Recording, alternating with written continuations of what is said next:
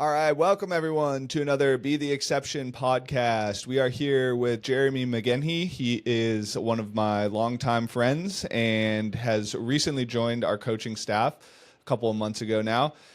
So we're just going to get to know Jeremy a little bit. He's had an extensive background in training, competing in multiple sports, from Taekwondo all the way to national level weightlifting, and then international CrossFit. So we're just going to kind of get to know him a little bit, get to know him as a coach as well, kind of later on in the episode. But Jeremy, thank you for jumping on today. Hey, thanks for having me. How's you're recently a dad X2 as well. Yeah, father of two, Father of two. How's 4 month the old little boy and Ye- 3 year old girl. yeah. How's the adjustment been for number two? Uh, I'd say it's been a little bit smoother sailing than your first one because with the first one, I think it's more of like a shock of you have this little human to take care of, and you have to think about, from morning till night. We were the parents where you actually, we woke up every night just to check and see if they were still breathing. So, like just in that aspect. The second time around is a little bit easier, just because you kind of have an idea what to expect, but managing two, I'd say is still a challenge in its own. Yeah. It's like another, you seem to have like the systems in place, but then it's like, man, I just have to do this like two times as much now. Yeah, and I wonder, what did I do with my time with just one kid? With 2 years, it's like, whoa. Yeah. That's sweet. Well, Jeremy, tell us a little bit about kind of your training background. You've had a pretty extensive one, so maybe take us through kind of some quickly through your Taekwondo experience and kind of getting into CrossFit, and then Yeah. maybe we can lead you up to the CrossFit game or lead us up to your CrossFit Games experience. So my athletic career started with Taekwondo from a young age. It was one of those I saw just some kids walking into a building, and I was like to my mom, I'm like, hey, I want to do that. So we signed up that week, and then through the years, it kind of shaped, developed a lot of how I approach training, just kind of like the discipline aspect of things. So it kind of taught some of that.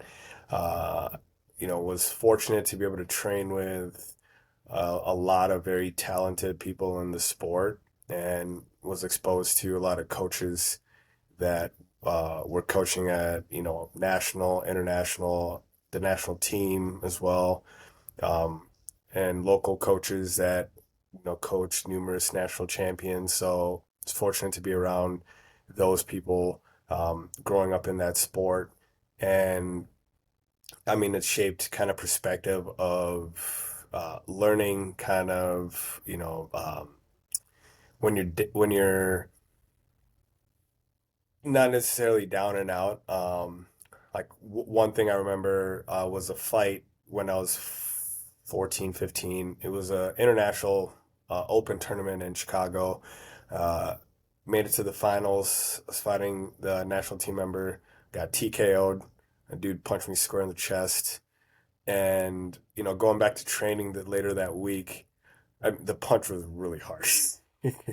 I mean, if it Just, knocked you and out, if he that's pretty sees it, he crazy. he knows. If he were to see this, he knows this. So it kind of ties into story down the road. But that following week, you sit with your coach and you kind of had to make a decision of, are you going to keep going because you just experienced a significant loss.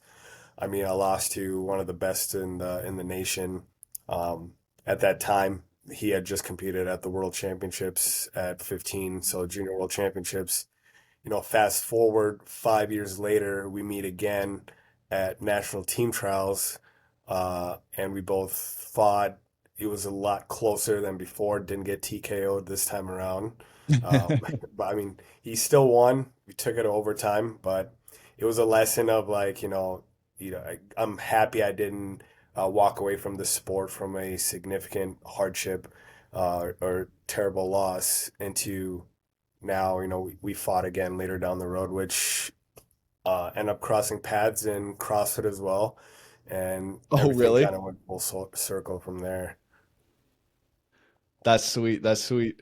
Um, so is that something that you guys can or that you can help instill in your athletes as well? Is like, hey, just because you've faced a setback right now, it doesn't mean that it's it's the end of your career. Like, how do you portray that or like convey that to your athletes? Is that story kind of like a big one that you refer back to or Yeah, I refer to, just depending on the circumstances of the athlete, but it's always, what we perceive as really, really hard or bad in the moment.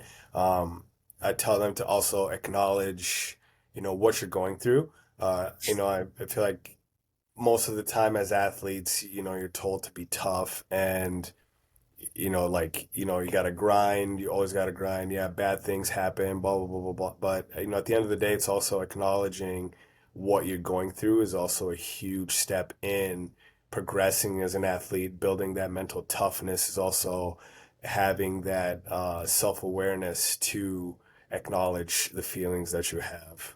So, just depending on the person, different stories for different people. for sure? Was that something that you kind of had to go through then after that TKO was just kind of accepting and living with kind of all the emotions and like acknowledging what you were going through? Yeah, yeah, because I mean, for one, my chest hurt for like an entire week. That's crazy. Yeah, I mean, I had never gotten punched that hard before.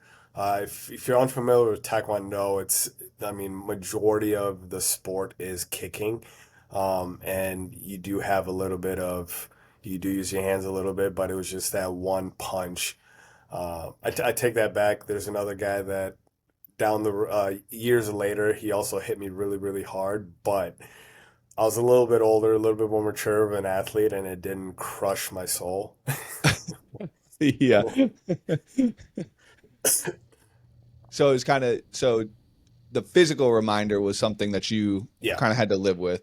What hmm about like the emotional kind of reminder or like was there an emotional reminder that you kind of had to just come to terms with? Yeah, so it was, it's also acknowledging that there are people who are going to be better at things than you are, who will be more talented, who will be, faster, stronger.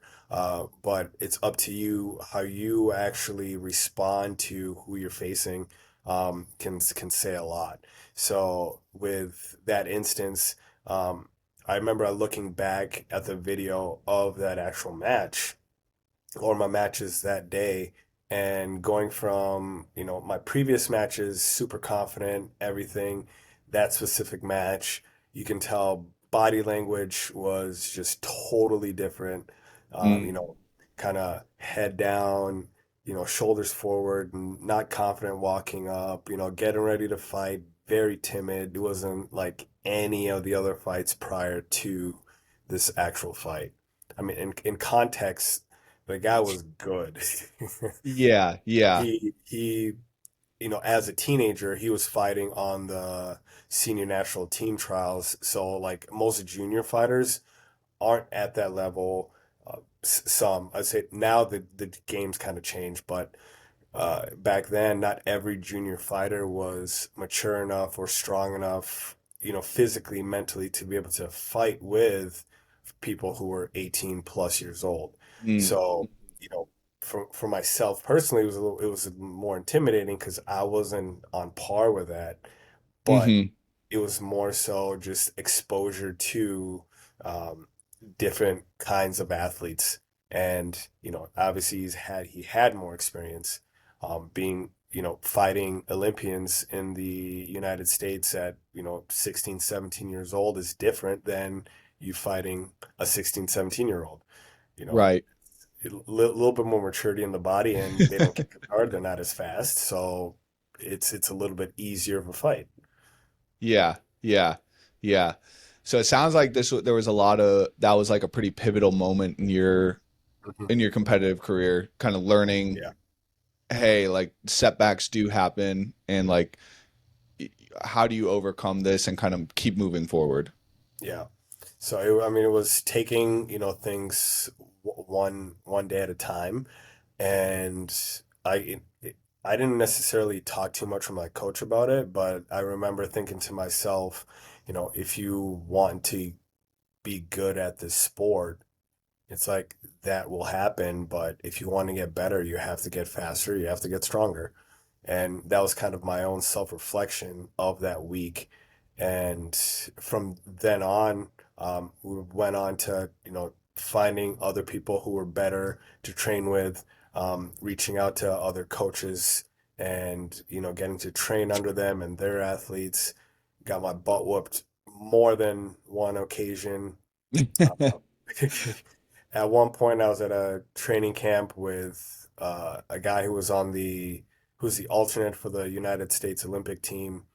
Uh-huh. I would say that was actually way scarier than that other guy Oh, okay. because he was just stupid fast. Yeah.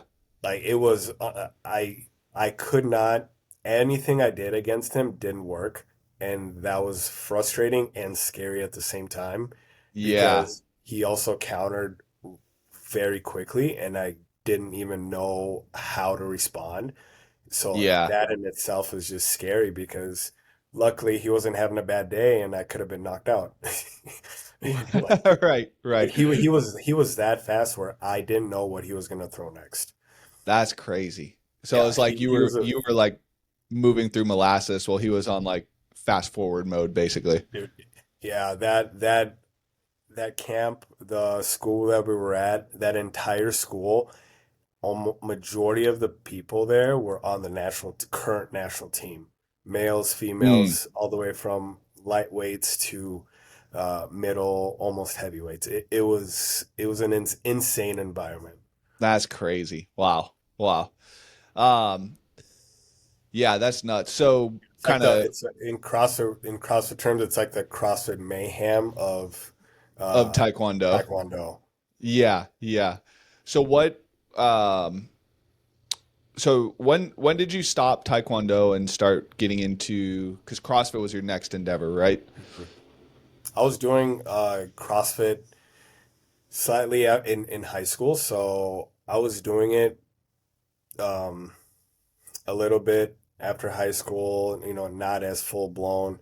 I mean, I didn't know much about strength training or even Hmm. conditioning. And then back then, this was like 2009. Okay. This is kind of when started. It was like six Yeah. months prior to that. Okay. And buddy of mine at the time just was like, hey, come try this out. It's pretty cool. It's pretty fun. Sure, I didn't know what to expect at 18 years old. Was did Fran, Cindy, and Nancy all in 1 week. Mind you, I was like 155 pounds. I've never lifted a barbell before. Yeah. So doing 95-pound thrusters with Fran and strict pull-ups took me 20 minutes. So and Cindy, I was a lot better because I was able to move my body at lightweight. Nancy did it at 95 pounds as well, and it was the same thing.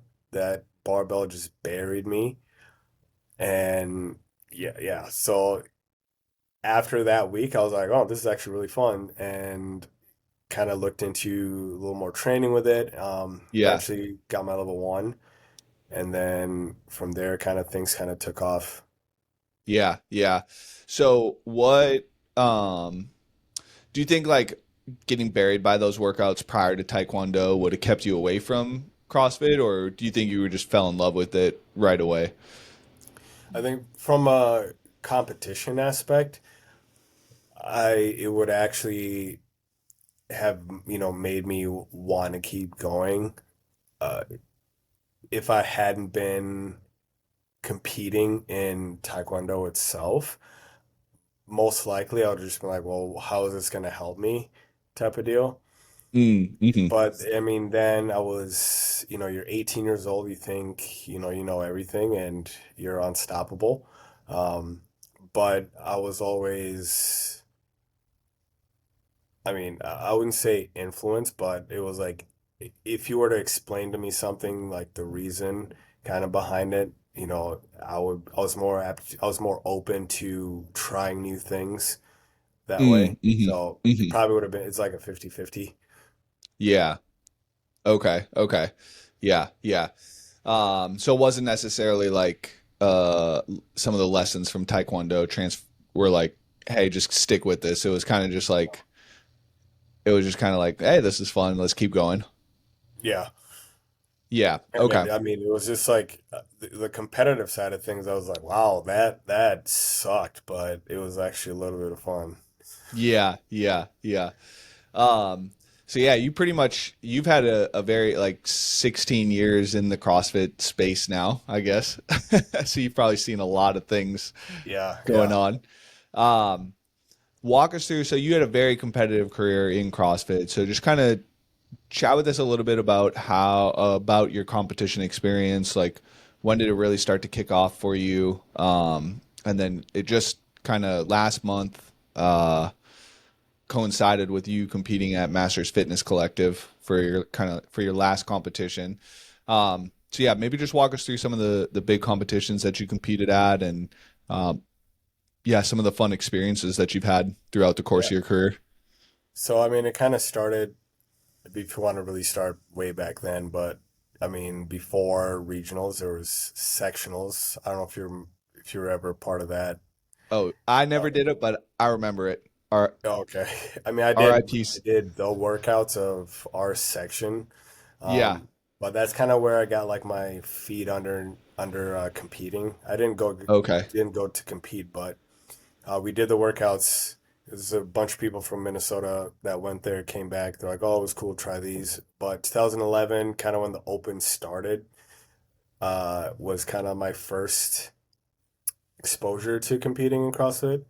And that year, I was an alternate for. We sent a team to regionals in 2011 in North Central. So training CrossFit wise, kind of training alongside of them. Um, and then 2012 was my first year actually competing at regionals that year on a team with Okay. progression again. Um, After that, in college, 2014 competed with CrossFit Kilo. So that Hmm. year we had sent two teams to regionals. I was on the second team, and then also competed at Granite Games. I forgot about that one. But it was Do you the remember Cloudy the Town Cloudy Town Throwdown, right? Throwdown? Well, Yeah. it started as Cloudy Town Throwdown. I think you competed in that, didn't you? Yep. Oh yeah, yeah, yeah. Yep. So Cloudy Town Throwdown Man, 2012. that competition was so stacked too. I mean, for the Yeah. time stacked. Yeah, that was a pretty competitive one in It was Minnesota so that much year. fun too. Oh yeah, one day and oof. I mean, yeah, that year then Granite Games 2013. Yeah, 2013 I think. I think Cloudy Town was 2013. And Oh, then 'cause remember they were at the arena. I remember because I was in the fall of 2013.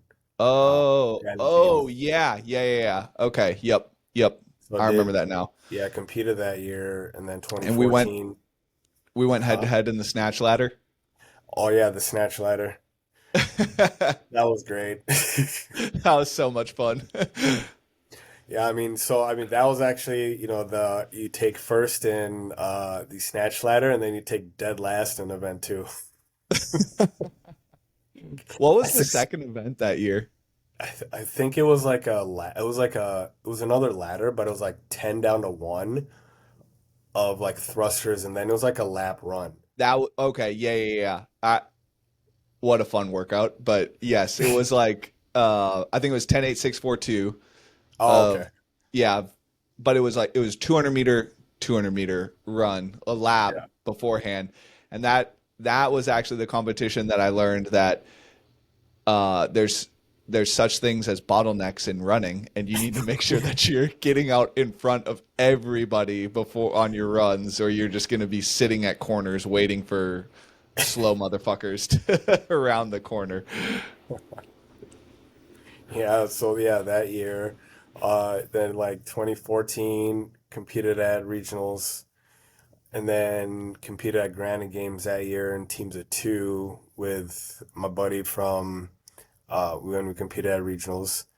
2015, um, regionals again with Kilo, and then we You guys qual qualified for the games that year.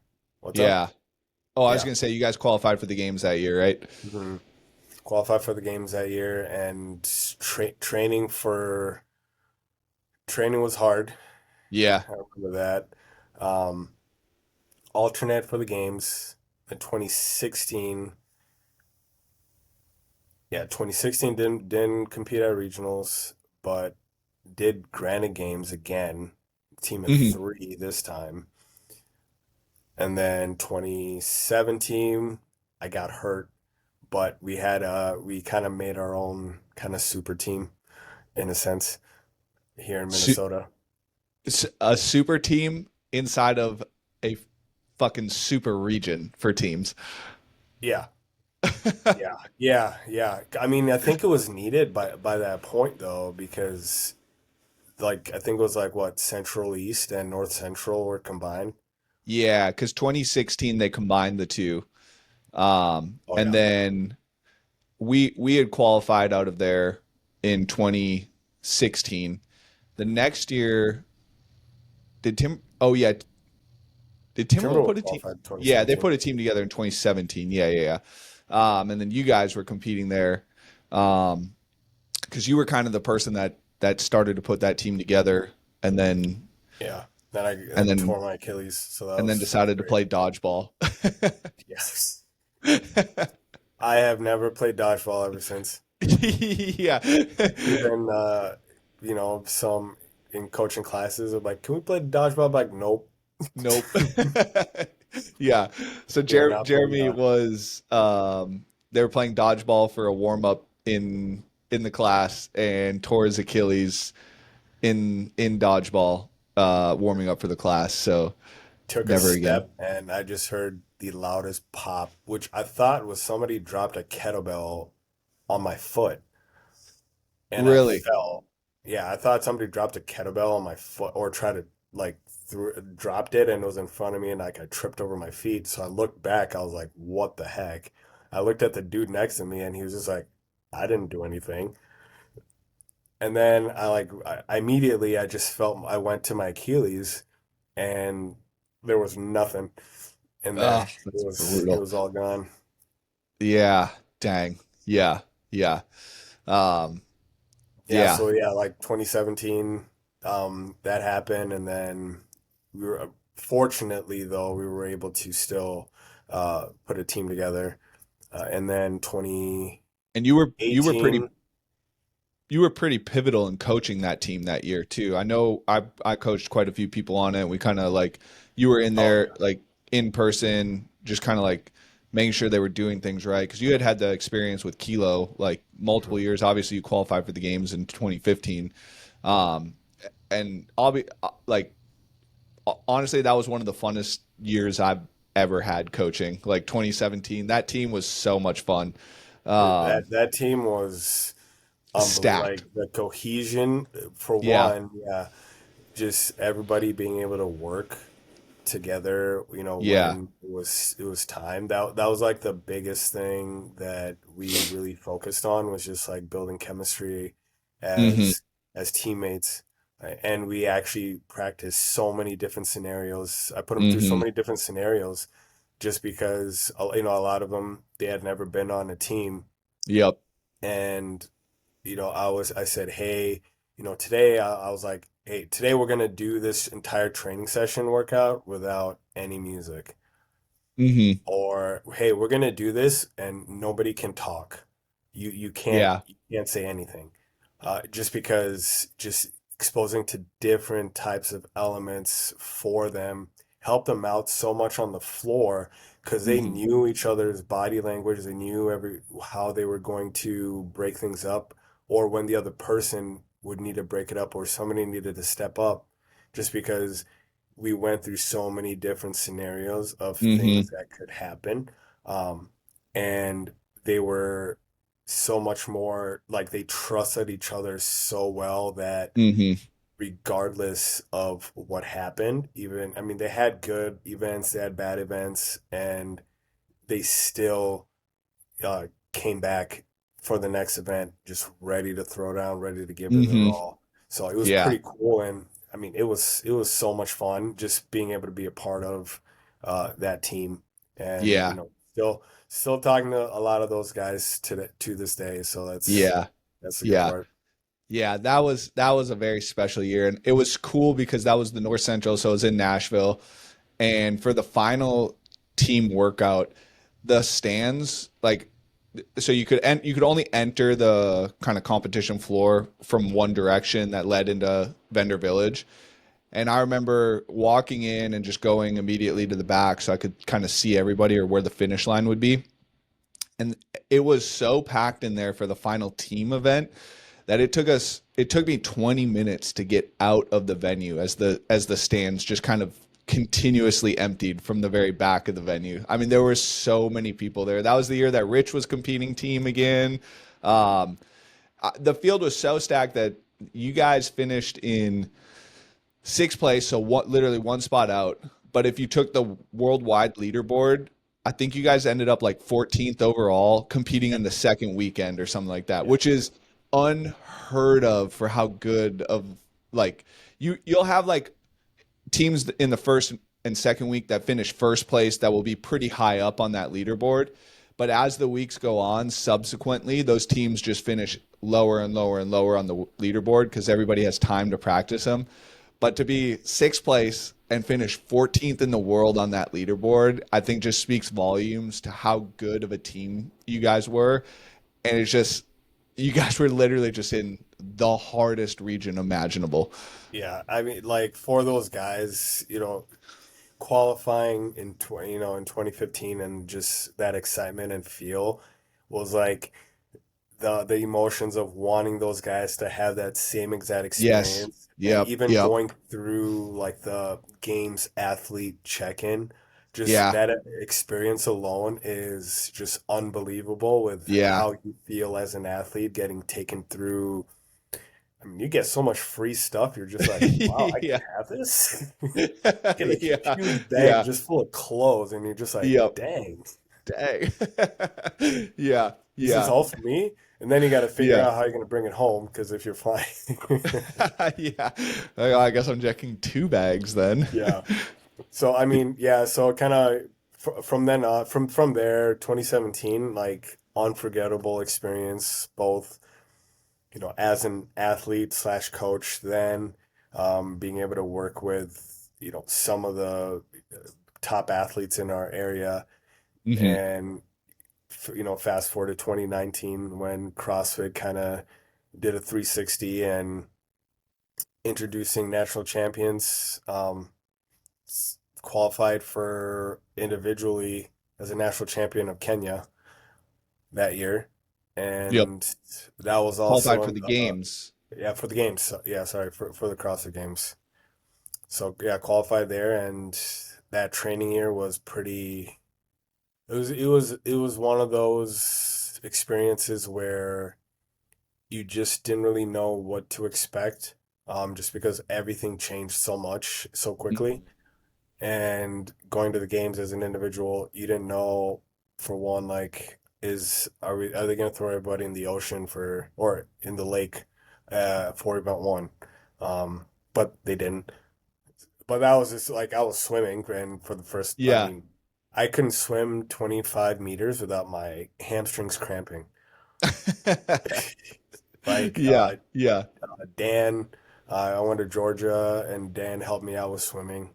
Yeah. Um, and then have had a couple friends slash people who became teammates later on helped me out with my swimming. Like I was pretty much like a rock when you go on the water and Sink. just sink.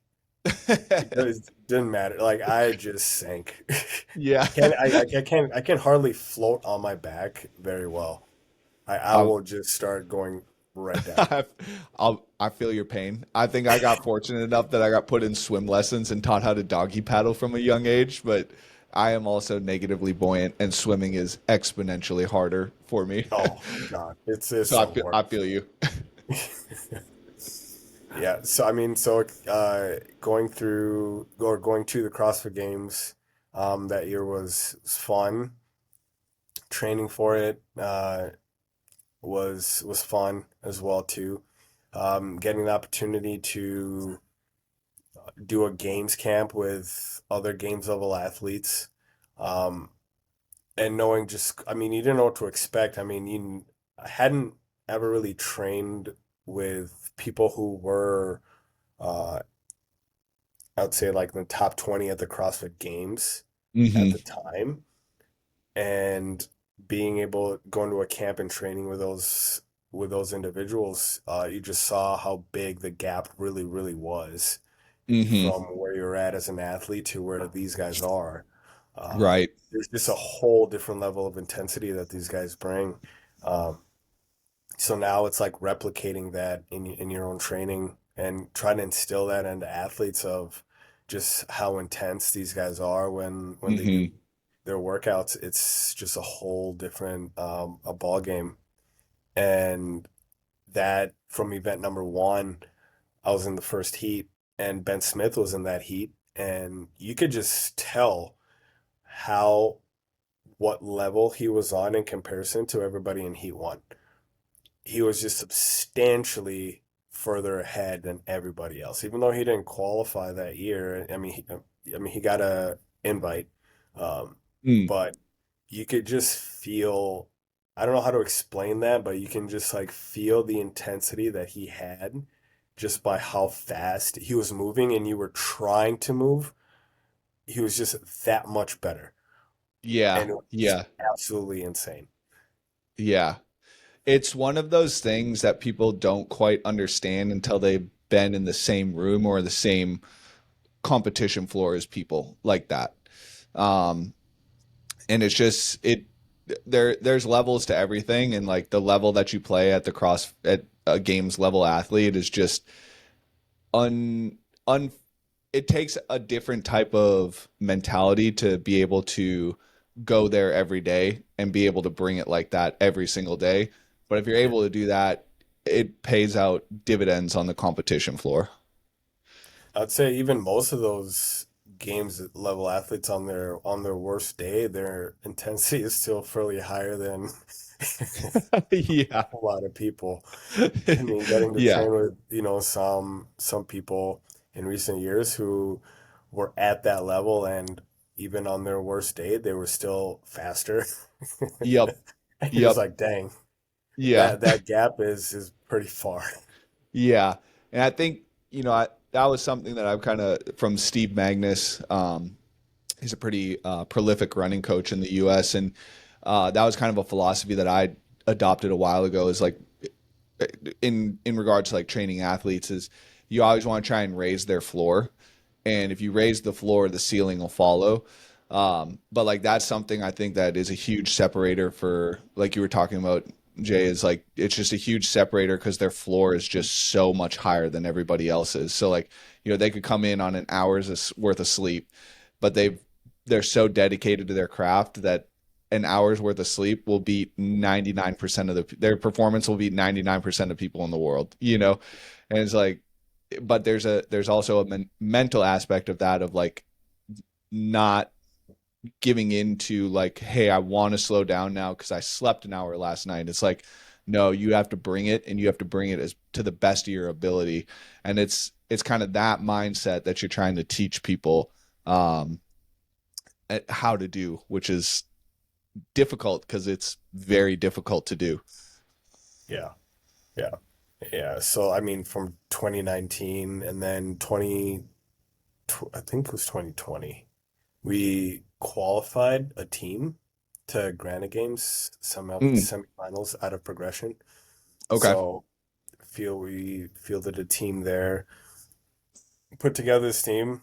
We had a few. We were fortunate that for our gym we had or have some pretty talented individuals, Hmm. and I asked them all individually. I'm like, hey, would you guys ever want to do team?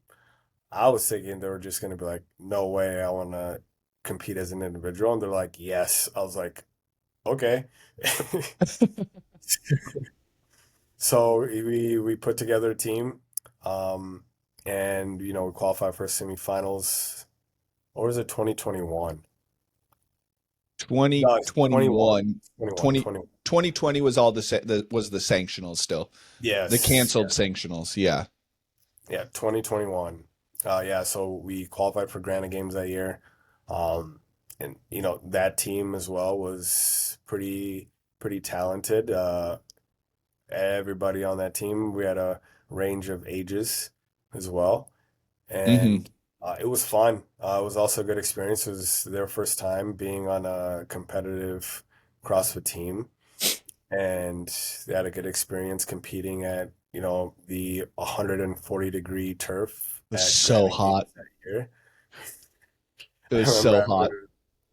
the running event, going back into the locker room and just laying on the floor, and then they called us. We had like 20 minutes before we had to go back for our next workout after we just finished. I was just like, oh man. Oh, F. So yeah, that's 2021, and then fast forward to a month ago at the MFC, uh, kind of hanging it up as a competitive athlete here for a while. I mean, body's still good. Yeah. No major injuries, so I'm happy to finish a career without any um, major issues. So. Yeah. So that was And the fun. the Masters comp Achilles was oh the Achilles healed well, so it's not like you're not you're not like, yeah. I oh, mean, my if it knees didn't, ache, I Mayo can't Clinic squat. would be a little different story to Mayo Clinic review. Yeah, right, right. Yeah, yeah. So, Yeah, um, so so competing as a Masters was pretty fun. yeah. So what are some of the bigger lessons that you kind of have pulled away from CrossFit, or maybe some of the more, maybe like what's something that you've been talking to your athletes about recently that's kind of like a lesson that you're able to pull away from your CrossFit experience? Actually, one athlete I just recently talked to, they just competed and did a high rocks competition, and they wanted to kind of get back right into the gym right away, and I said, hey, you had a long training block leading into your High Rocks event, and you competed, you did well. You may not feel substantially beat up from the weekend, but it's also good to take some downtime, Hmm. some just kind of mentally, just kind of throttling back, physically, just making sure your body's well rested. And your training goals will always still be there, but we still have to take care of our bodies and our minds at the same time, because if you I was telling them, if you come back a little too soon, uh, you might burn out a lot quicker down the road, just because you didn't take the time to have a little bit of a reset. So Hmm. it's important, as hard as we want to train.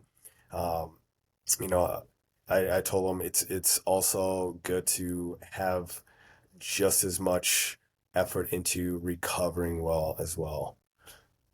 That's just kind of like the most recent conversation that I've had in terms of competing and Hmm. kind of taking care of yourself.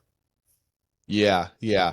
I think as um as athletes and just like the type A that CrossFitters tend to be as athletes, They just want to go, go, go, do all the time.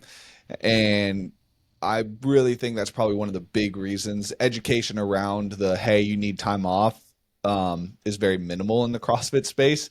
And I think that's a big reason why you see people kind of flash up for 2 years, a year, and then just completely fade out of existence in the sport. Like a year later, they're not even doing it anymore.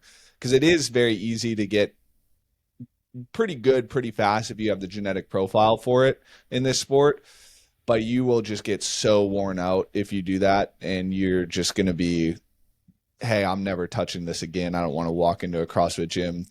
Give me some dumbbells and let me get a pump. Yeah, yeah. I mean that's like though to your point though, I've seen it happen firsthand though too. You go in, you're all in, and you're like, hey, coach. Your coach is like, hey, take some time. Don't do a lot of the extra stuff. And it's like, no, you don't really want to listen. Your body's feeling like Superman, and bam, your back starts hurting, your knees start hurting, can't squat again, can't deadlift because you're, trying to go through all these tweaks, and it's never gonna get any better. Screw Yeah. it, bodybuilding, here I come. Yep. Yep. Your body feels good after competition because there's a bunch of cortisol still running through it and epinephrine. And so while you might feel fine, your body is not fine and you need the time to recover. Yeah, I mean, I think I took almost a month before I started really trained or really even doing a workout after MFC. Yeah, yeah, that's good. That's good. So yeah, maybe let's get into a little bit here about some of the changes you've seen in the sport. Maybe just talk about kind of your current coaching philosophies for CrossFit athletes, and then we'll kind of wrap up after that. So, I mean, through the years, kind of seen each era of, I feel like most champions kind of carry a method for the sport, going from like the Rich Froning era where you really just did a bunch of stuff. Just, Hmm. I mean, I think he was very smart with his own training, but what we saw was he does workout after workout after workout after workout, but he probably was a lot smarter than what was being portrayed. Um, Yeah. that's just like looking back, I'm like he was probably a lot smarter than what we think. That Or or definitely like at least put on a small facade for the camera. Yeah, yeah, that too. But I mean that era of doing like grunt work essentially, a lot of stuff getting you better. I mean, seeing when, through those, I would say probably from 2014, 15, you probably could have, and prior, you probably could have had huge holes in your game and not Hmm. essentially, been able to make it to the next stage of competition. Hmm. Obviously, you'd get exposed, but you could still have a substantial um, detriment to your abilities and still Yeah.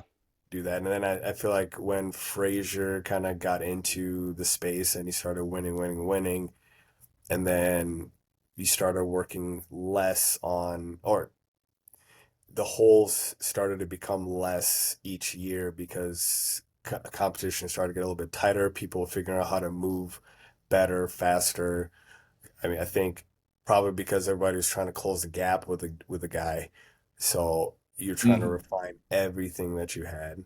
Um, and I think then now it's you just can't have a significant hole in your game to make it to that next level. Even whatever stage it may be, quarterfinals to semifinals, um, depending on who you are. I mean, obviously the best of the best can kind of skate by a little bit through most of, what we're trying to get to. Um, Hmm. Granted, that's why they're there. Yeah. I mean, and now it's kind of with going through the years as an athlete and kind of seeing where things are now for the sport, um, it's you do have to work on the things that you are not good at more frequently than you would like. Hmm.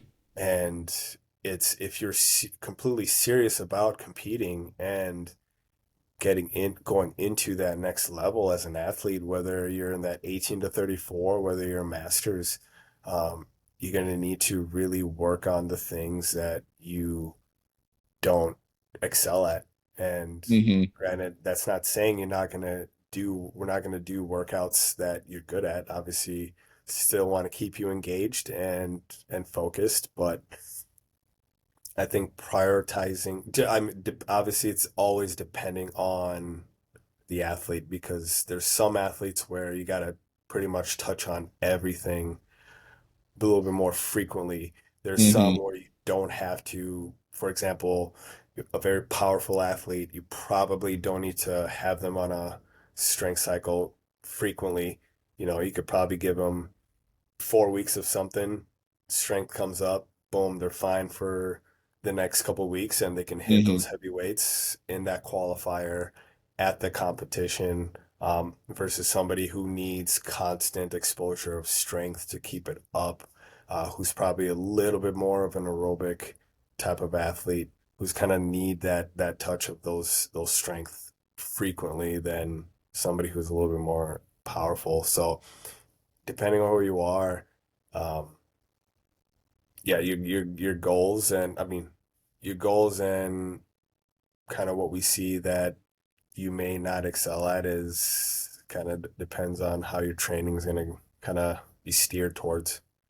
Yeah, yeah, yeah. It's funny you say that because we have a good friend DJ that I used to coach, and he was super strong athlete, very, very, very strong, and so he lived a lot of his time in training inside of the aerobic system, like aerobic training.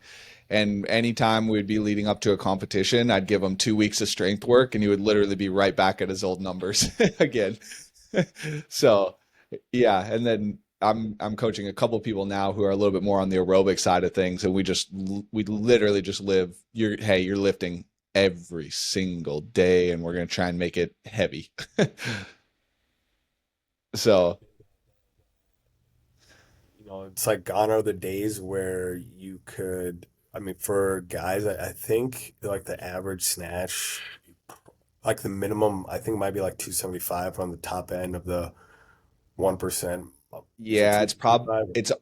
it's honestly probably climbed up to 280 or 285 at this point in time. I remember that was winning a Yeah, max lift event yeah, way back in the yeah, day. yeah, yeah. The 225 strength. was like a good snatch. If you hit 285 in a competition setting back in 2017 era, we'll say like Yeah. 2017 to 2020, you probably won that event. Hmm. So it's crazy to see like the but again, it kind of goes back to like raising the floor, right? Everybody's floor is so high. I mean, as an athlete, I think remembering that in this sport, it's hard and it's not very forgiving, uh, because you could do everything right and you could have the best training plan and everything, and you could still come up short. Uh, and it's always just kind of dependent on how things kind of fall in line. Uh, I mean, it's kind of it sucks to hear that's kind of the sport that we choose to do, but it's just it's the nature of the game, and I think athletes now just need to recognize also that being patient with yourself, being patient with what you're doing, and whatever program you're doing, the coach you're with, if they're seeing something that you're not, your training is going a certain direction that they're seeing for you. And the big thing is through the years is the patient aspect. I don't stress that enough, but just be patient with yourself and be patient with your progress because you can go. I mean, I'll use myself for an example. I've lived on machines for a while. It wasn't until last year that I was able, being able to row at 1400 cals per hour in a workout for a few rounds. That took probably 10 years to be able to do that without feeling like my heart is going to pop out of my chest. So it's be patient with your progress and it will show up and you will see the benefits of all your hard work that you're doing. And don't take the leaderboard or don't take numbers too like too much too much to heart because what you see isn't always a direct reflection of your training and what you've been doing. So, I mean, that's a little bit of like a long closing argument, but just kind of take things day to day and be patient with yourself.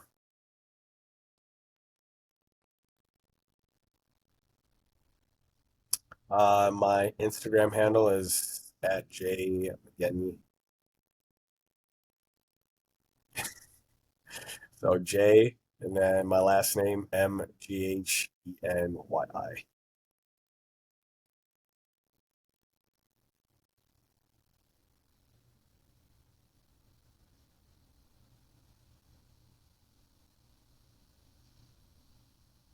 Hey, thanks for having me, Kyle.